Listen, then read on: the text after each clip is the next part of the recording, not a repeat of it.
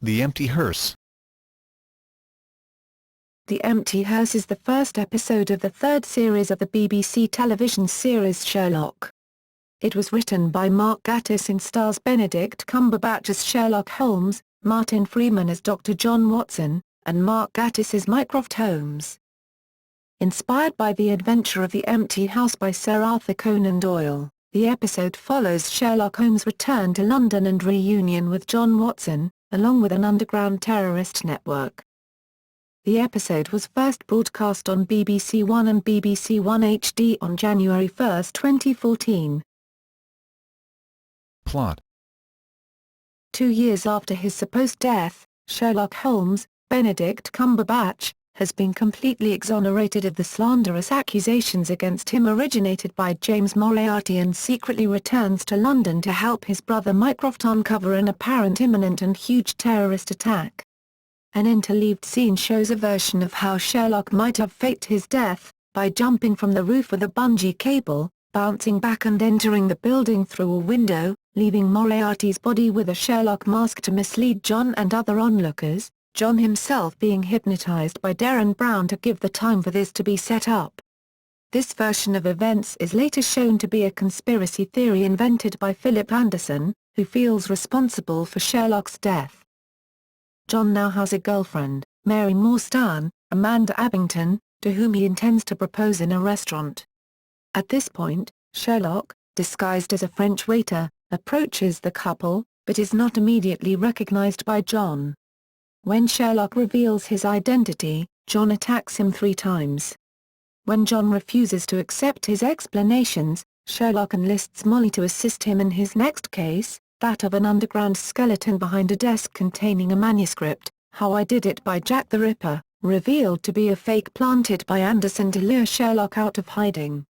Later that day, Mary receives a text in a skip code, every 3 words, telling her that John has been kidnapped by unknown assailants and will die if he is not rescued in time, along with a coded location. Sherlock and Mary come to his rescue on a motorcycle and manage to drag him out of a Lita bonfire on which a Guy Fawkes effigy, was about to be burned. Sherlock is shown a video by a London Underground employee of a mysterious vanishing of a passenger from a train between 2 stations near Parliament and later identifies the passenger as a member of the House of Lords, Lord Moran, whom he knows to be a foreign agent and who is also acting unusually.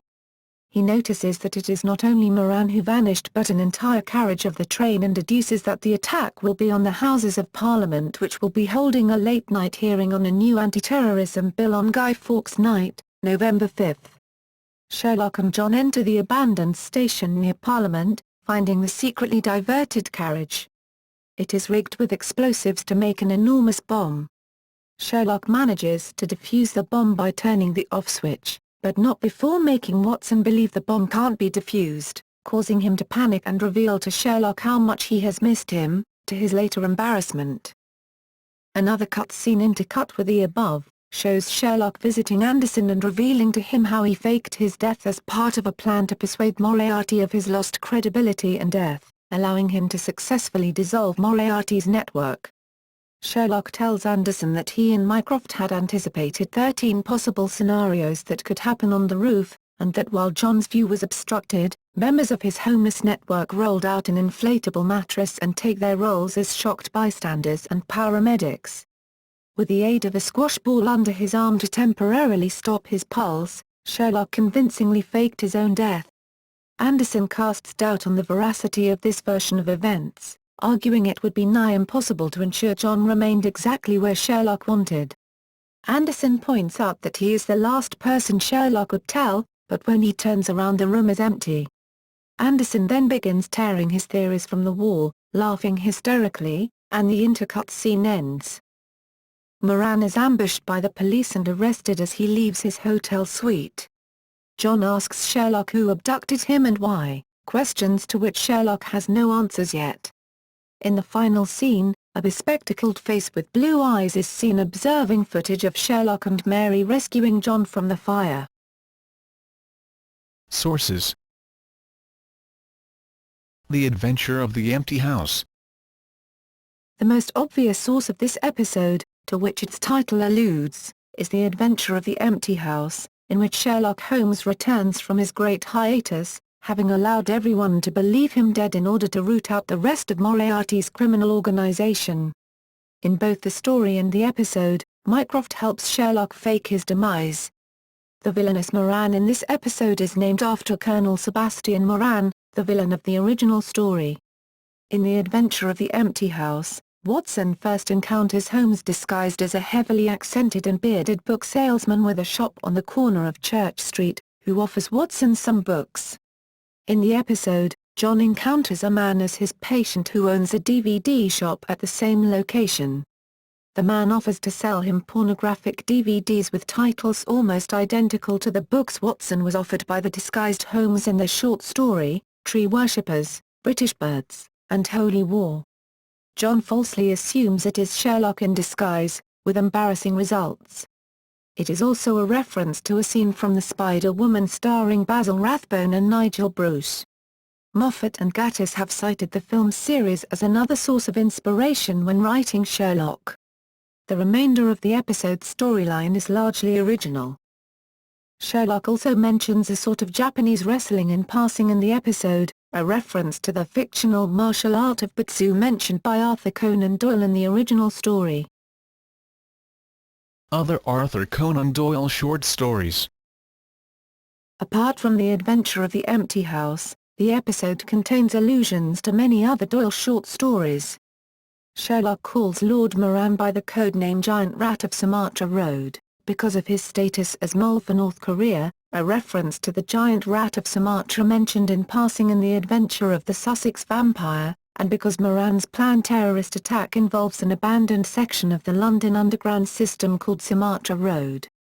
In The Adventure of the Reargate Squire, Watson mentions in passing the case of the Netherlands Sumatra Company and of the colossal schemes of Baron Maupertuis.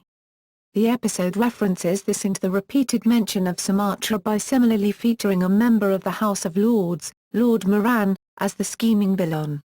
Furthermore, after the beginning of the episode taking place in Serbia, Mycroft mentions Baron Maupertuis by name. In The Adventure of the Reargate Squire, Watson mentions in passing the case of the Netherlands Sumatra Company and of the colossal schemes of Baron Maupertuis.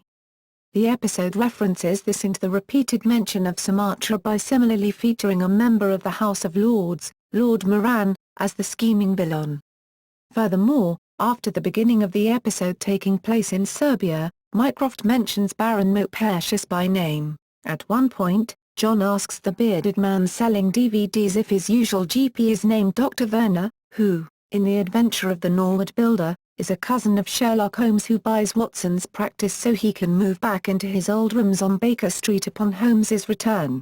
Sherlock refers to an unseen character called Professor Presbury and Monkey Glands, both from the story The Adventure of the Creeping Man. In The Adventure of the Greek Interpreter, the first story to feature Sherlock's brother Mycroft Holmes, Sherlock mentions that his grandmother was the sister of the French artist Horace Vernet. The fact that Holmes impersonates a French waiter at the beginning of the episode may be a reference to his French heritage. The scene where Sherlock and Mycroft try to outdeduce each other in Sherlock's flat is also a reference to a scene from The Greek Interpreter, where they engage in a similar competition while sitting in Mycroft's Diogenes Club. Sherlock and Mycroft's competition is over analysing a particular knitted hat, a reference to The Adventure of the Blue Carbuncle, where Holmes also deduced several facts about a man from his hat. Furthermore, in the episode, when Mycroft determines that the knitted hat belonged to a man, Sherlock asks, "Why, the size of the head?" To which Mycroft reproachingly replies, "Don't be silly. Some women have large heads too." Sherlock's subsequent look of guilt is a satirical allusion to the controversial and pseudo-scientific phrenology involved in the original short story, where Sherlock Holmes deduced that the owner of the hat was intelligent based on the size of his head, remarking a man with so large a brain must have something in it. Sherlock and Mycroft's competition is over analysing a particular knitted hat, a reference to The Adventure of the Blue Carbuncle, where Holmes also deduced several facts about a man from his hat. Furthermore, in the episode, when Mycroft determines that the knitted hat belonged to a man, Sherlock asks, "Why, the size of the head?" To which Mycroft reproachingly replies, "Don't be silly. Some women have large heads too. Sherlock's subsequent look of guilt is a satirical allusion to the controversial and pseudo-scientific phrenology involved in the original short story, where Sherlock Holmes deduced that the owner of the hat was intelligent based on the size of his head, remarking a man with so large a brain must have something in it. The episode features John's engagement to Mary Morstan, who appears in the novel The Sign of the Four.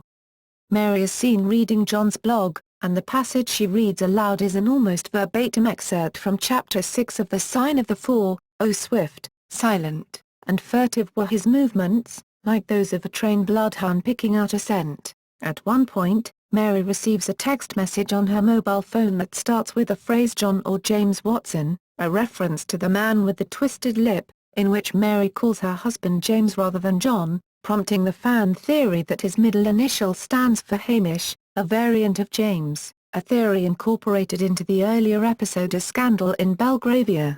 Sherlock solves the mentioned text message by reading every third word of the message, a reference to The Adventure of the Gloria Scott, where he does the same. In a short scene, Sherlock very quickly solves an adaptation of A Case of Identity, when a young woman consults him about the disappearance of her online boyfriend, determining that it was in fact her stepfather who had posed as her online boyfriend in order to break her heart, keep her at home in grief, and maintain control over her finances. Mere moments after first hearing the woman's story, Sherlock promptly tells her stepfather, who has feigned concern and joined her in consulting him, that he is a complete and utter pisspot, alluding to Holmes's reprimand of the man in the original short story.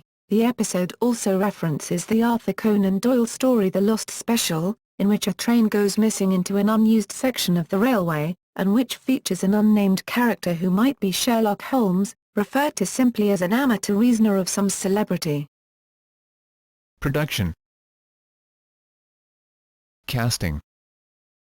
Many of the cast of the previous two series returned, with Benedict Cumberbatch and Martin Freeman playing Sherlock Holmes and Dr. John Watson. Freeman's real-life partner Amanda Abbington joined the cast as Mary Morstan, Watson's girlfriend. Cumberbatch's parents, Wanda Ventham and Timothy Carlton, had cameos as Sherlock's parents. Writing. The Empty Hearse was written by the series co-creator, Mark Gatiss. He was inspired to use the London Underground as a setting by the 1968 Doctor Who serial The Web of Fear, a story which is primarily set in the Underground after London is evacuated due to the spread of a deadly web-like fungus via the tube network. Filming.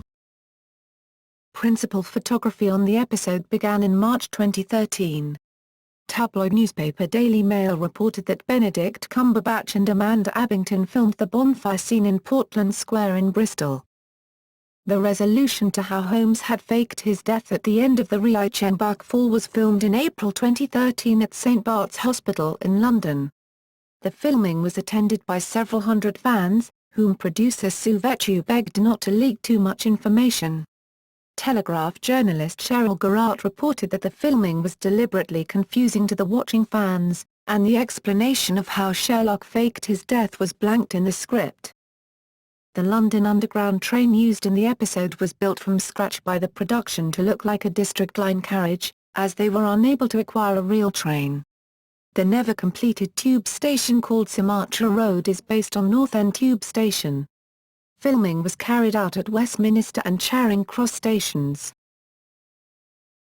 Broadcast and reception. The Empty Hearse was first publicly exhibited at a special screening at the BFI South Bank in London on December 15, 2013. The screening was followed by a Q&A, hosted by Caitlin Moran, attended by the show's creators and key cast members. The episode was first broadcast on BBC One on January 1, 2014. According to overnight figures, the episode was viewed by 9.2 million people in the UK on BBC One, with the viewership peaking at 9.7 million in the first 5 minutes.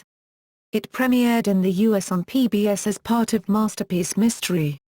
On January 19, 2014, The Empty Hearse received critical acclaim upon broadcast, with The Guardian's Sam Wollaston proclaiming, "An explosive return for Cumberbatch and Freeman, full of fizz, whiz and wit." Similarly, The Telegraph's Chris Harvey said, "This was the triumphant return of the most charismatic, most fun character on British television."